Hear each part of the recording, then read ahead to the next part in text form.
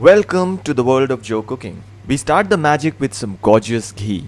I'm using 3 tablespoons for about half a kilo of minced chicken and about a cup of peas. Ghee is clarified butter from India. It has a complex, nutty, toasty flavor and is considered a healthy fat. I add a tablespoon of coconut oil. This may look like a lot of fat, that is because it is, but it is not a bad thing. And it is essential to have enough fat for this dish to taste fantastilicious. Yes, that is now a word. In my kitchen, only 4 fats are allowed: ghee, butter, olive oil, and coconut oil. In go some bay leaves. These are optional, so don't worry if you don't have them. In fact, don't let a few missing ingredients stop you from trying this dish, unless those missing ingredients are chicken and peas. Some fresh cracked black pepper. You can be more generous if you like. At this point, I am headed into a screw up that you are about to witness. I'm adding ginger garlic paste, and we have fireworks made of boiling oil. I should have added the ginger garlic paste much earlier while the oil was not this hot. And I am totally not terrified as I add the onions and chilies to the pan.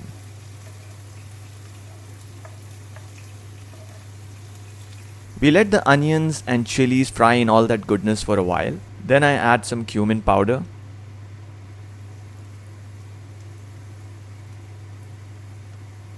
In go the crushed canned tomatoes, about 3/4 of a cup.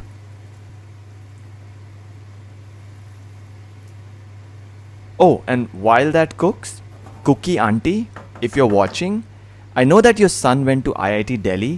We all know that because you have told every person on this planet individually. We get it, he is smart, but he's also 38 and a virgin. So, just saying. Yes, I don't have any money or a good job, but my YouTube empire is about to take off.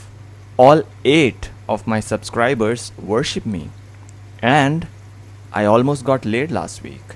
So, I think we can all agree that I'm totally killing it. Add some turmeric powder. Then we add coriander powder. Be a bit more generous with it. Some red chili powder. Stir, stir, stir. I wish you guys could smell this. Add some Garam Masala.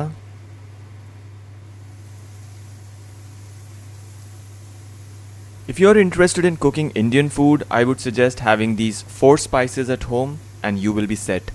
These are cumin powder, coriander powder, garam masala, which is actually a spice blend, and turmeric powder.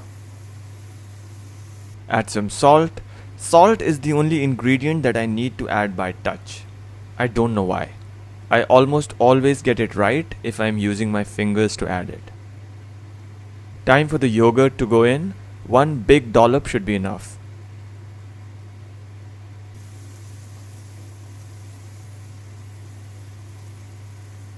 And now in goes our minced chicken.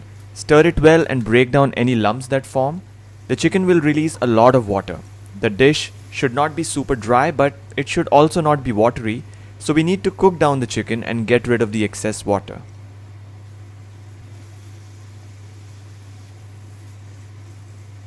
Add the frozen peas, about a cup, and yes, it is fine to add them frozen. If that hurts your soul, you can always thaw them in advance and consider getting some help. Let it all cook for some time. Time for a taste test.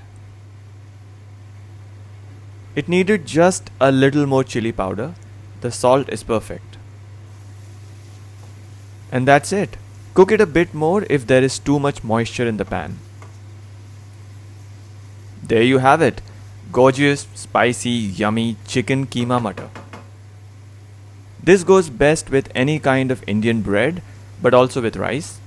I had it with these flaky roti parathas. They come frozen and I just quickly pan fried them. I have added the ingredients list in the description for your reference. Hope you enjoyed the video. Let me know what you think and do that subscribe thing. See you in the next one.